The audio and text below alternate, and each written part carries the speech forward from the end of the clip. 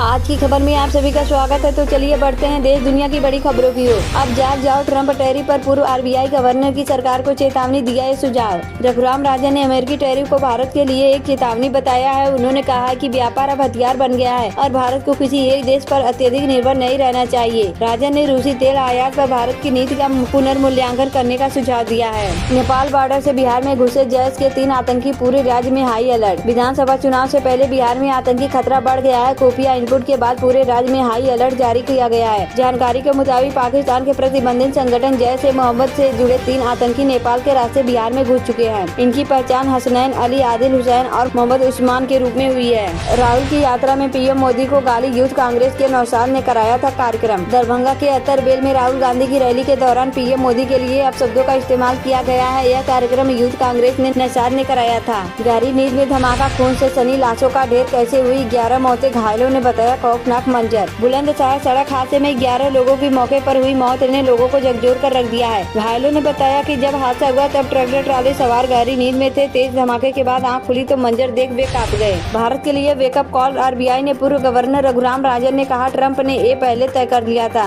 रूसी कच्चा तेल खरीदने के लिए भारत पर ट्रंप प्रशासन ने एक कठोर टैरिफ लगाया है। टैरिफ वार के बीच सामने आई अमेरिका की खींच, जाने अब व्हाइट हाउस के एडवाइजर ने क्या कहा। टैरिफ वार, व्हाइट हाउस के सलाहकार पीटर नवारो ने भारत को लेकर बड़ी बात कही है। रूस यूक्रेन जंग को लेकर नवारो ने भारत का नाम लिया है। नवारो का कहना है कि भारत रूस से तेल खरीद रहा है, जिससे मॉस्को को यूक्रेन के खिलाफ जंग में मदद मिल रही है। हर कोई सुनता है भारत की बात। ट्रंप से मिलकर आए फिनलैंड के राष्ट्रपति ने पीएम मोदी को किया फोन। बयान के अनुसार स्टर्म ने यूक्रेन में संघर्ष के समाधान पर वाशिंगटन में यूरोप, अमेरिका और यूक्रेन के नेताओं के बीच हुई हालिया बैठकों पर अपना आकलन मोदी के साथ साझा किया। बातचीत के दरवाजे खुले हैं। यूएस टैरिफ पर ट्रंप के अधिकारी ने भारत को दिया खुला ऑफर। भारत और अमेरिका के बीच व्यापार समझौते को लेकर बातचीत जारी है, जिसमें दोनों पक्ष सक्रिय रूप से काम कर रहे हैं। अमेरिकी सरकार द्वारा भारतीय उत्पादों पर लगाए गए शुल्क को अस्थायी माना जा रहा है। निक्की भाटी का मामला 23 अगस्त 2025 को सामने आया था। उसके बाद से अभी तक 5 दिन बीत चुके हैं। इस पूरे मामले में अभी तक क्या क्या हुआ है। योगी सरकार रोजगार दिलाने को शुरू करने जा रही है। बड़ी योजना, हर जिले में बनेंगे एम्प्लॉयमेंट जोन। यूपी में योगी सरकार रोजगार दिलाने को बड़ी योजना शुरू करने जा रही है। प्रदेश के हर जिले में सरदार वल्लभ भाई पटेल एम्प्लॉयमेंट जोन बनाए जाएंगे। इसके लिए हर जिले में कम से कम 100 एकड़ जमीन चिन्हित की जाएगी। मंदिर में पूजा कर रही 2 महिलाओं पर धारदार चाकू से हमला, रेत दिया गला, मचा हड़कंप। बेखौफ बदमाश ने तीज व्रत की पूजा कर रही 2 महिलाओं पर धारदार हथियार से हमला कर दिया है। आशंका जताई जा रही है कि यह घटना एक पुराने प्रेम प्रसंग के चलते हुई है।